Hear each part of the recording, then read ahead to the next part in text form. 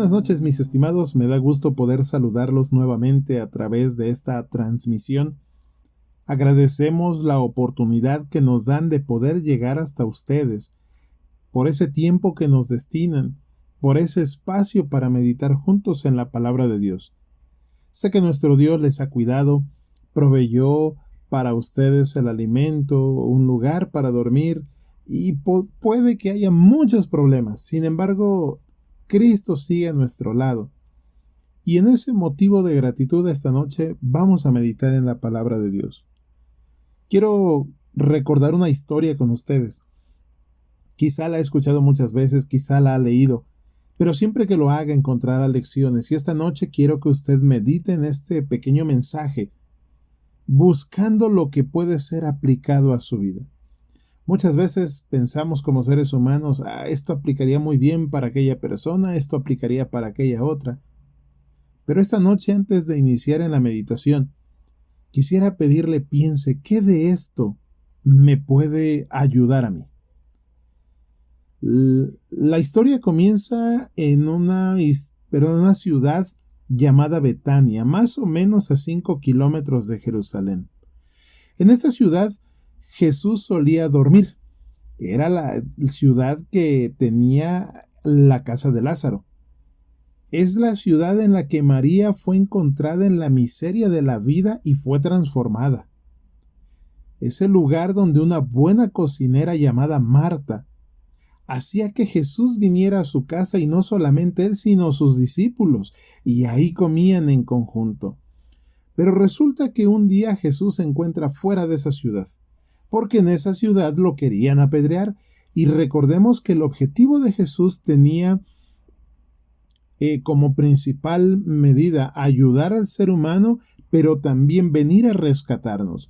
Y para el rescate había un día, había una hora, no era nada más que hoy suena bien para llevar a cabo la misión, no. El cumplimiento de la profecía tenía una vigencia. Como las personas querían apedrear a Jesús, todavía le faltaba tiempo a su ministerio. Jesús entonces estaba trabajando en otra ciudad. En esa ciudad de Betania, de momento se escucha, Lázaro está enfermo. Y le acabo de decir que era la ciudad de Betania donde vivía Lázaro, donde Jesús solía venir, donde Lázaro, siendo el amigo de Jesús, se encontraba. Y entonces quiero decir, ¿las personas a quien Jesús ama también se enferman? Porque Lázaro, podríamos decir, era el gran amigo de Jesús. Mis estimados, mientras vivamos en este mundo de dolor, aun quienes amemos a Jesús y a quien Jesús ame, nos podemos enfermar, podemos tener problemas e incluso nos alcanza la muerte. Vivimos en un mundo, mis estimados, donde le llueve al bueno, pero también le llueve al malo. En un incendio se quema el malo, pero también se quema el bueno. El verso 3 de Juan 11 nos dice que cuando Lázaro se enferma, sus hermanas mandan un mensajero, mandan varios mensajeros, y llegan con Jesús y le dicen, oye Jesús, al que amas, a tu amigo, a Lázaro, ese hombre está enfermo. Ahora quiero jugar con la lógica humana. ¿Qué tendría que haber hecho Jesús cuando recibió la noticia? La lógica humana dice dejar todo lo que estaba haciendo e ir corriendo a buscar a Lázaro. Cuando Jesús oyó que estaba enfermo, todavía se quedó 2 días más en ese lugar. Mis estimados, ¿por qué Jesús se demoró? ¿Por qué Jesús no acudió inmediatamente a ese llamado de auxilio? Hoy en día los mensajeros actuales, podríamos decir, es la oración. A través de la oración nosotros le decimos, Señor, estoy enfermo, necesito sanar. Señor, tú sabes que necesito un trabajo. Señor, tengo muchos problemas. Y entonces, mis estimados, la historia nos dice que Jesús no regresa inmediatamente. 2 días después emprende el camino de regreso, pero llega hasta la tumba de Lázaro 4 días después. Muchas veces nosotros oramos y decimos, Señor, necesito un trabajo. Y a veces desesperamos. A su servidor le pasa. A veces decimos, Señor, necesito sanar. Y nuestro cuerpo tarda en restaurarse. Y empezamos muchas veces a cuestionar. Miren, María, dijimos que fue hallada en la miseria de la vida y fue transformada. Cuando María vio que su hermano había muerto, ella sentía consuelo, porque sabía que en la mañana de la resurrección iba a ver a su hermano nuevamente. Marta, sin embargo, cuando ve a Jesús le dice, si hubieras estado aquí, mi hermano no habría muerto. Prácticamente, mis estimados, le estaba diciendo, ¿ya para qué vienes, Jesús? O sea, si hubieses estado aquí, no hubiésemos tenido este problema. Esto es, mis estimados, porque Marta era impulsiva. Las mismas palabras fueron pronunciadas por María de una manera diferente. Si hubieras estado aquí, Jesús. Pero mientras lo decía, ella estaba postrándose a sus pies, en una actitud de adoración y de reconocimiento. Marta en algún momento le externa a Jesús, mas también sé ahora que todo lo que pidas a Dios, Dios te lo va a dar. Es decir, Marta era impulsiva, pero guardaba también la esperanza de la resurrección. Entonces Marta le dice a Jesús, yo sé que mi hermano va a resucitar en aquella mañana de la resurrección, en el día postrero. Marta ya sabía que Jesús iba a venir por segunda ocasión y que iba a haber una resurrección. Sin embargo, ese impulso en su vida le hacía ser, en cierto modo, una persona que reclama. Jesús les contesta a ambas, yo soy la resurrección y la vida. El que cree en mí, aunque muera, vivirá. El verso 26, todo aquel que vive y cree en mí, no morirá eternamente. ¿Crees esto? Y entonces contesta, sí, Señor. Y saben, mis estimados, estas son palabras que trascienden a través de los siglos. El que cree en mí no morirá eternamente. Pero en algún momento la muerte nos puede alcanzar. El que cree en Cristo no sufrirá eternamente. Puede ser que llegue el sufrimiento o el dolor o la escasez a nuestra vida, pero no va a ser eterno, mis estimados. María, cuando llegó a ver a Jesús, se postró a sus pies. Tenía una actitud donde estaba externando su dolor, pero no estaba reclamando.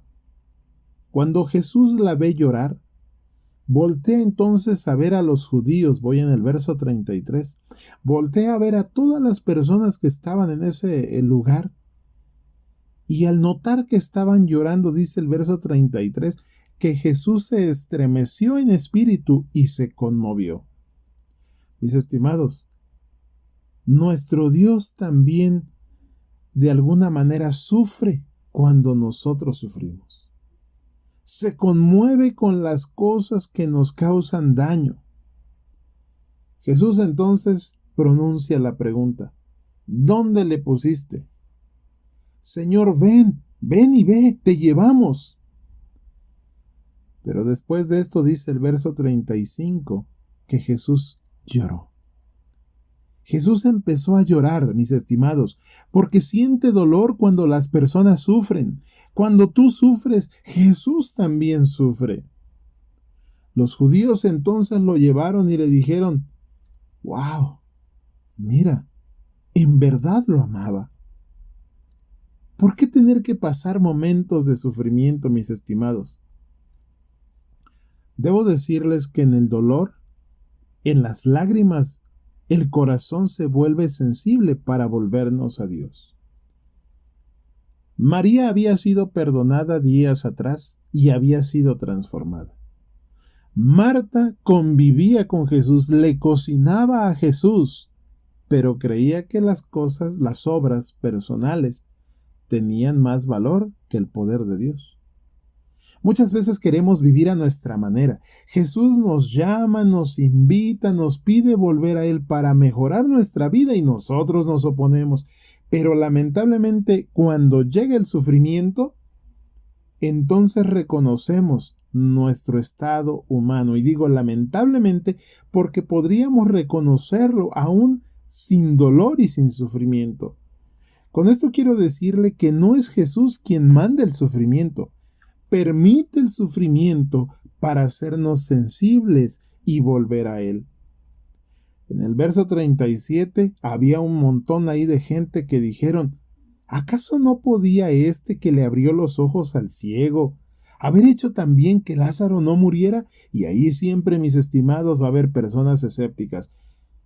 Oye, pues no que crees en Dios, ¿por qué perdiste tu empleo? Oye, pues no tanto le estabas orando a Dios, entonces ¿por qué se enfermó? ¿Por qué se murió? Mis estimados, ese tipo de personas, desde los tiempos de Jesús, son abundantes. Esas personas que siempre cuestionan ¿dónde está Dios cuando se le necesita? El ser humano pierde esperanza cuando hay dolor. Muchas veces está mal el matrimonio y en lugar de acercarnos a Dios, nos alejamos de Él.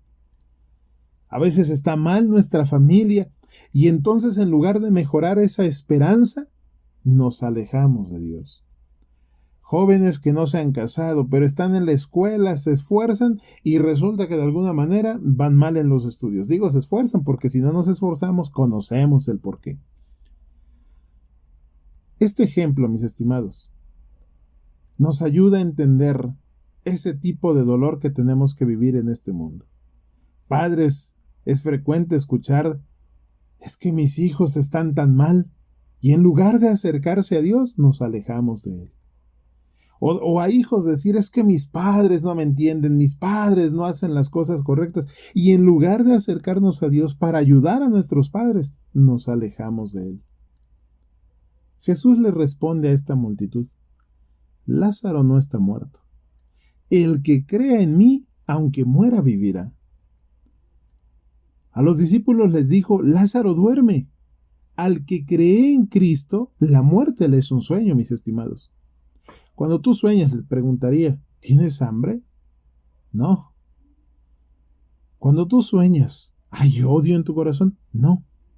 ¿Sientes amor? Tampoco. Dice Eclesiastés que los muertos descansan totalmente. Cuando Cristo venga, todos los que han bajado al sepulcro van a resucitar. Jesús estaba conmovido profundamente, dice el verso 38. Le dolía en su corazón la muerte de Lázaro. Y otra vez vino al sepulcro. Ese sepulcro era una cueva y tenía una piedra encima. Entonces Jesús en el verso 39 dice: quitad la piedra. Y Marta, quien necesitaba ser todavía transformada: Señor, mi hermano ya huele mal. Murió hace 4 días. Mis estimados, quiero preguntar y al mismo tiempo contestar: ¿acaso Jesús no pudo quitar la piedra solo? El ser humano debe colaborar. Jesús dijo: quiten la piedra, y Marta dijo: ay Jesús, pero si ya se murió. Marta debía aprender a colaborar. Esta noche quiero decirle: Jesús puede arreglar su familia, mis estimados, pero debemos colaborar. Jesús puede arreglar la vida de sus hijos si usted es padre, pero debemos colaborar. Si usted está trabajando y hay problemas ahí en ese lugar, Jesús puede mejorar esas relaciones laborales, pero tenemos que colaborar. Si eres un joven que está estudiando y necesitas ayuda para tus estudios, es necesario que también colabores. Y usted podría enlistar y ver en dónde está la necesidad personal y entender que Cristo nos puede ayudar, pero es necesario colaborar. El verso 40, Jesús le dice: ¿no te he dicho que si crees verás la gloria de Dios? Mis estimados, ¿creemos que Jesús puede sanar un cuerpo enfermo? ¿Creemos que Jesús puede restaurar un matrimonio? ¿Creemos que Jesús puede rescatarnos del modo en el que vivimos? Si nosotros lo creemos, el verso 40 dice que veremos la gloria de Dios. Y entonces la pregunta es: ¿cómo puedo yo creer? Mis estimados, yo nunca voy a creer en alguien con el que no pase tiempo. No puedo creer en alguien a quien no conozco. Por eso muchas veces no creemos en Jesús. Debo decir que conocer y creer no es lo mismo. Para creer yo necesito pasar tiempo con Jesús. Entonces quitaron la piedra de donde había sido puesto el muerto. Y Jesús, alzando los ojos a lo alto, dijo: Padre, gracias te doy por haberme oído. Yo sabía que siempre me oyes, pero lo dije por causa de la multitud que está a mi alrededor, para que crean que tú me has enviado. Mis estimados, la muerte y resurrección de Lázaro es un milagro que no solo repercutió en la vida de Lázaro, sino de quienes se encontraban allí. Jesús demoró en volver. Las personas duras de corazón le aceptaron cuando vieron semejante milagro.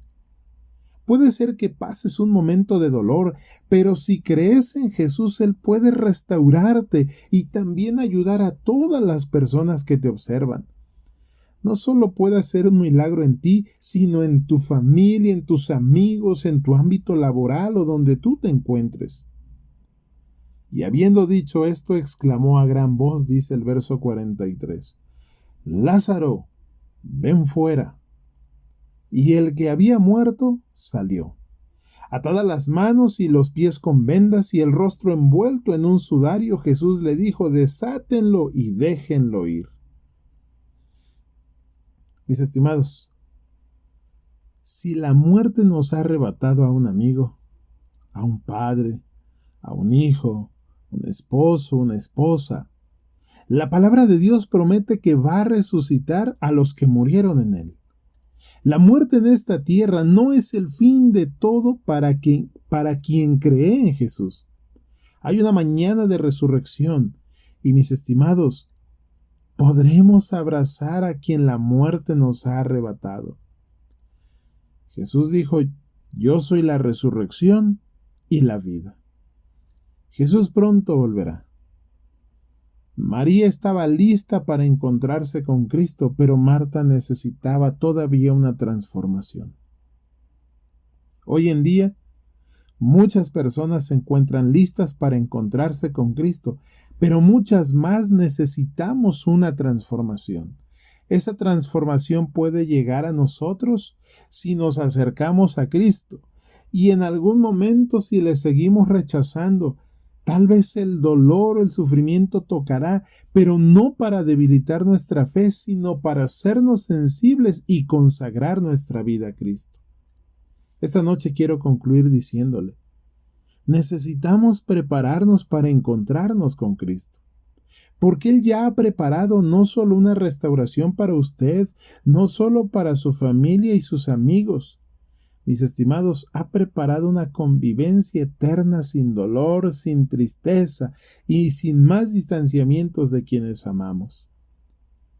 Pero así como en ese lugar, como en esa ciudad de Betania, se escribe la historia de Lázaro, hoy en la ciudad que usted nos escucha, se escribe su historia. Tal vez no será una de las historias más conocidas como las de Lázaro. Pero, mis estimados, es una historia en la que, así como Cristo se encontró con Lázaro, con María, con Marta y con todas las personas de ese lugar, quiere encontrarse con usted y su familia. Es mi deseo y es mi oración que recordemos esa bendita esperanza de la mañana de la resurrección. Y más allá de esa resurrección, que Cristo puede transformar nuestras vidas hoy. Puede transformar a nuestra familia, nuestro matrimonio, nuestros hijos, nuestros padres, nuestros estudios, nuestro trabajo, hoy. Mis estimados, que el Señor siga siendo en cada uno de ustedes y de sus hogares, es mi deseo y es mi oración.